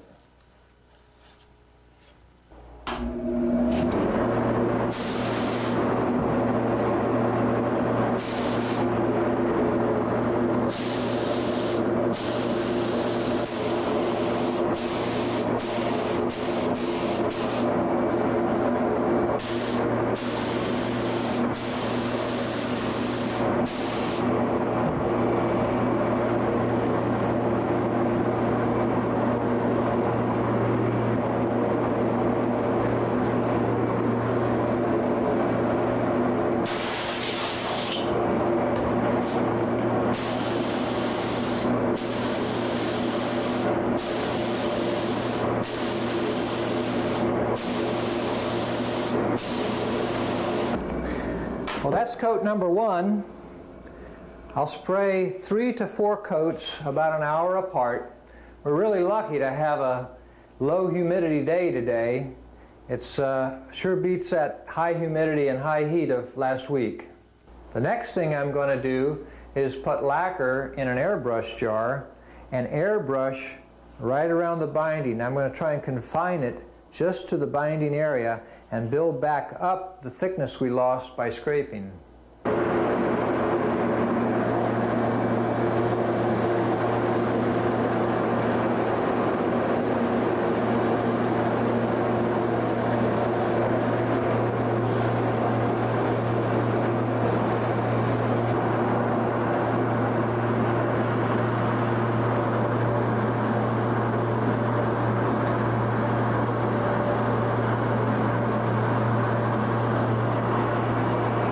Now that's 2 coats from the airbrush on the binding. You can see up here the dull overspray.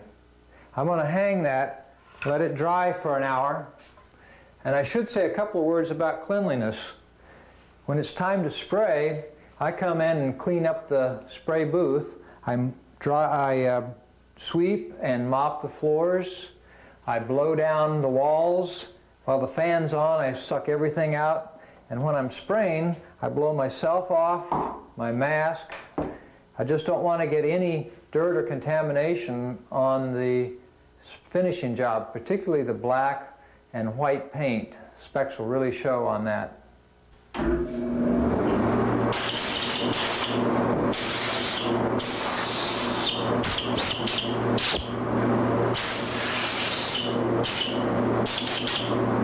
We not only want a clean shop, but we want a safe shop.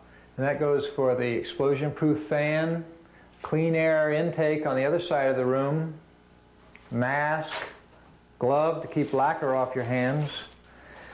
And I have a fire extinguisher. I've never had to use it and hope I don't. But if there were a need for it, I'd be real glad I've got it.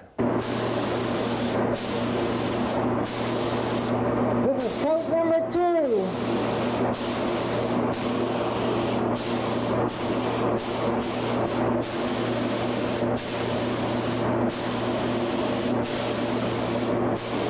That's coat number 2 on the body.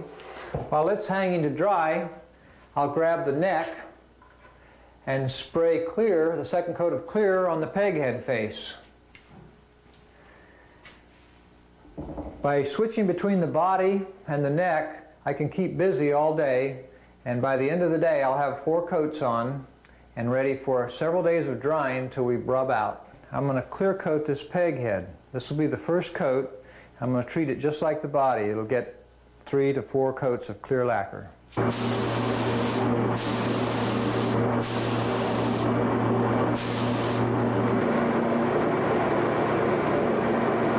I've waited 6 days, and now it's time to sand and rub out. If you remember, this was sprayed with compressed air and a spray gun. Much smoother than you get with aerosol. I know I'll be able to use this 800 grit and sand it dry. The beauty of dry sanding is that I can see the shiny spots immediately. When I use water, everything looks shiny, and water can run down into some of the holes and swell the wood.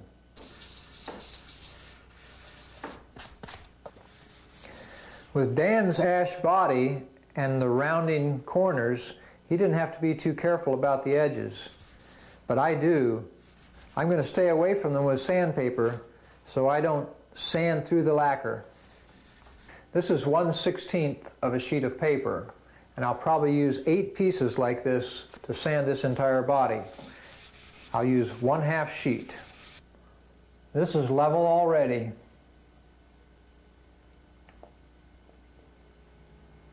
I could stop at the P800 and go right to buffing. Of course, I'd have to use the coarse wheel. I could also wet sand after the 800 with 1000 grit and start with the medium wheel. I'm going to do both. The top will be with 1000 and medium. The back, 800, starting with coarse grit. I've got the top, the back, and the sides dry sanded with 800 grit. I'm wearing a particle mask. I'm worried about dust and particles, not fumes. And there's a couple things that you'll come up against, we always do, when we're sanding, and I'll show them to you. Sanding with this really fine paper causes the sanding dust to adhere to the paper itself. It heats up and kind of melts in, and parts of it can get attached right to the finish. I almost have to knock it off with my fingernail. So be sure that you keep your paper clean and don't let that happen. I've left the round over till last. I just kiss it lightly so that I knock any bumps or pizzles off of it, and the rest will melt in as I buff. Likewise, on this tight interior corner, I leave it unsanded, just like it was sprayed. Light buffing on that, and blending it into the sanding areas will look better than sanding it and not getting a complete buff. Now it's time to wet sand the top with 1000 grit. I use wet or dry, 3M paper, water, and Murphy's oil soap as a lubricant. I have some mixed up in this container, and I also have some in this spritzer bottle. Dip the paper and sand. Since this has already been leveled with 800 grits, there's no shiny spots left to indicate when I've sanded enough. I'll just have to do this by experience and feel. And of course, if you get in the right light, you can see it. It's very hard to see, and you can feel it. This drags, and this is real smooth. As the paper gets wet, it'll sometimes just get too soft to be able to hold well, and I use a spritzer bottle when that happens. Rather than soak the paper, I'll spritz the instrument and try and keep the paper as dry as I can, and then that'll allow it to stay stiff as long as possible. Wipe off from time to time and look and check your progress. The body is sanded out, and now it's time to buff. I buff on this pedestal buffer.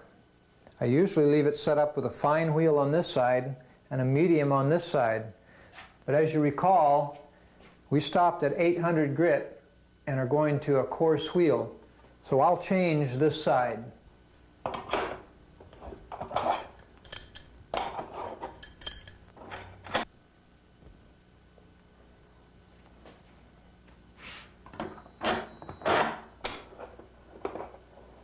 This is a half horsepower 1725 RPM motor with a step pulley. I'm using the 2-inch pulley on the motor and the 4-inch on the buffer. This gives me 860 RPM. That's about right for buffing finishes. This belt guard keeps it safe. I dedicate a wheel to each compound. This is the coarse wheel, and it takes the brown compound. To apply it, while it's spinning, I just press the bar against the buff and it picks up the compound. Charging up a wheel with compound is a little bit of a learn through experience. If you put too much compound on a wheel, it'll lay it down on the instrument and prevent you from buffing. You'll just be buffing the compound. And if you don't put enough on, you won't get the lubrication and the grit for polishing. You'll just be heating up the lacquer and stand a chance of rubbing it off. It's sort of like describing to somebody how much is one coat of lacquer. You just have to do it and you'll learn. This is what my wheel looks like when it's properly charged with compound. With the buffer on and the fan on, it's going to be kind of loud, so let me demonstrate proper buffing procedure. First of all, you want to buff off an edge like this. So the wheel's rotation is coming off the edge and not onto the edge. When it comes onto the edge, it can either wipe lacquer right off that edge or grab it and throw it, or try to throw it out of your hand. You have to have a firm grip so that doesn't happen. But always buff off the edge, so when you go to this side, you can buff off the edge. Then, to keep swirl marks or lines from going the same direction, I rotate the instrument as I'm buffing in any area. On the edges, I do half off on this side, flip it over, and do the other half. I'll still run it lengthwise, but in these waist areas, it's too tight a curve for this to get real good polishing down in there. I can do this side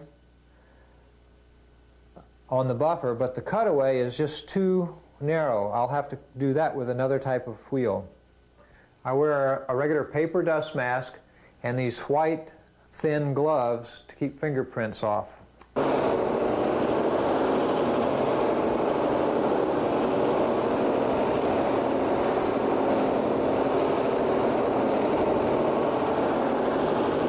Now the gloss is starting to come up on it.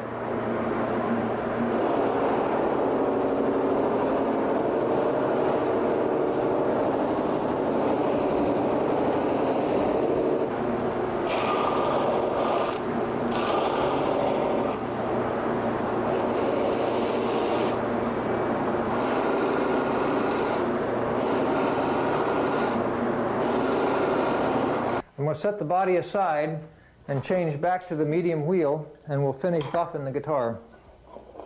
When I'm changing these wheels, I've got a pair of them here, and I'm trying to keep them together so they don't shift or move.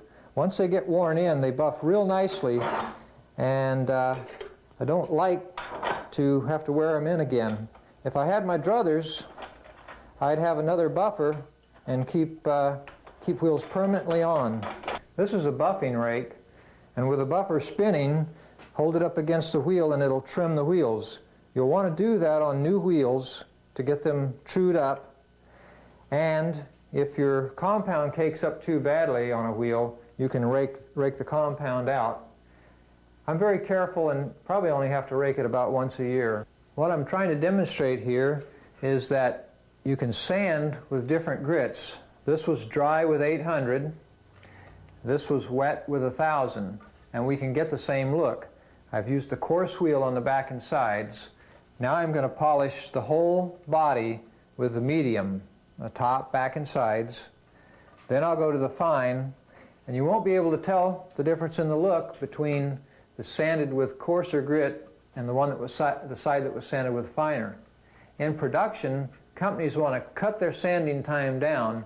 They want to sand with as coarse a grit as they can go, and they'll go through the coarse wheel and maybe even stop at the medium. I'll show you the gloss when I'm done with the medium, and you might agree with me. And in a factory situation, they'd spray another coat or two of lacquer on it to build up enough finish so they could coarse sand and coarse polish. If you're trying to do a thin finish on an acoustic guitar, you may want to wet sand with 1000 or 1200 and skip that coarse wheel.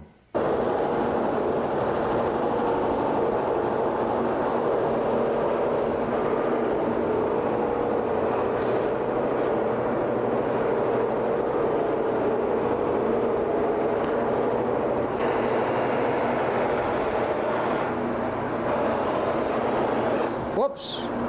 That's what happens when you catch an edge. Now there's the gloss after just the medium wheel. Some people would buy that.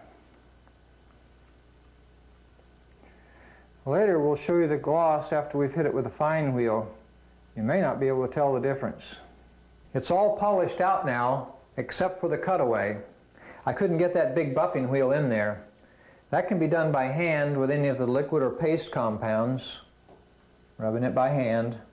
Or you could use some kind of a power tool, like a hand drill or this flex shaft tool, a small buff, and the same compounds we used on the big wheel to get in there and buff it out.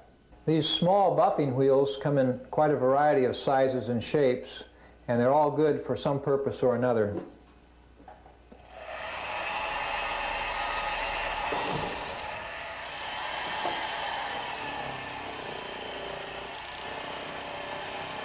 I sanded the cutaway with 1000 grit wet so I can start with this medium compound that I used on the big wheel.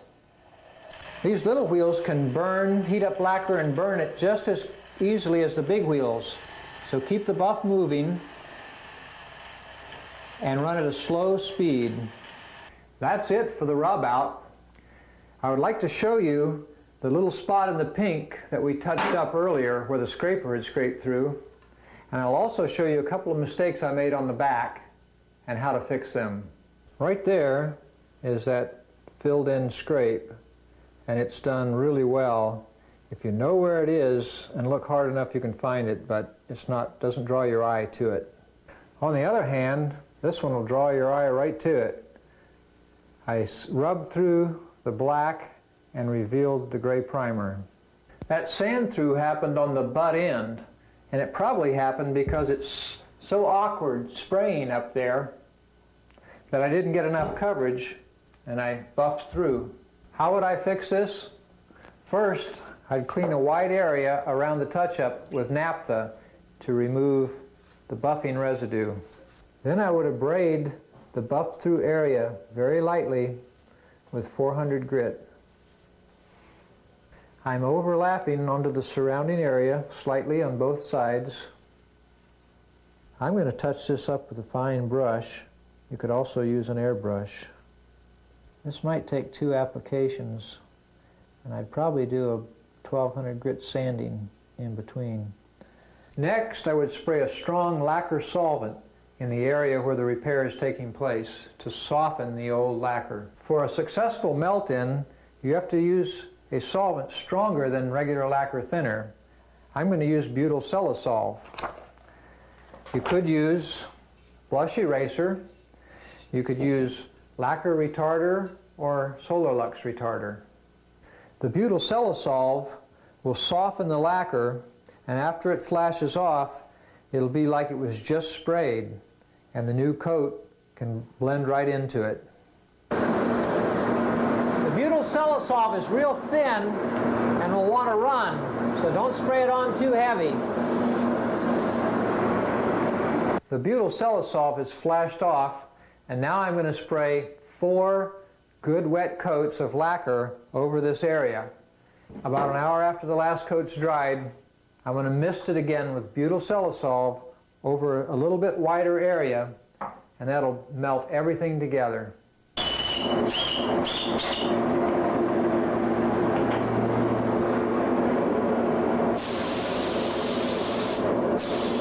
I'll spray 4 coats like that and then let it dry at least 7 days. The butyl Celasolve is a slow-drying solvent and requires the extra time. This is the look of the new lacquer blending into the old. I just fade it out as we get in. And here's the second spot that I messed up. What happened here is I bumped it during buffing and put a ding in it. You can see buffing compound is down in there. I'll have to clean that out and drop fill. I've got a wooden Q-tip that I've sharpened the end on, and I'll clean out what I can with that. Then I'll wipe it with naphtha. The naphtha will clean out any of the buffing residue. Drop filling is done with a very fine brush, and I'm going to use just the slightest amount of butyl Celasolve dropped right down in the hole first to soften the lacquer so it can accept the drop fill. This is lacquer, and I'm going to really puddle it up on there. After it dries, it'll shrink back, and I'll do it again, probably 3 or 4 times. Once I've got this crater filled with lacquer and got enough sprayed over my rub-through, I'll use butyl Celasolve as a final melt-in. And then, as I said before, wait at least 7 days before sanding and rubbing out. I would wet sand with 1000 grit, only the areas affected by the repair, and then buff the whole thing. The 2 areas will just blend together. I'm not going to show you that on this tape. And here's our peg head face. This one came out perfect. We didn't make any mistakes on this.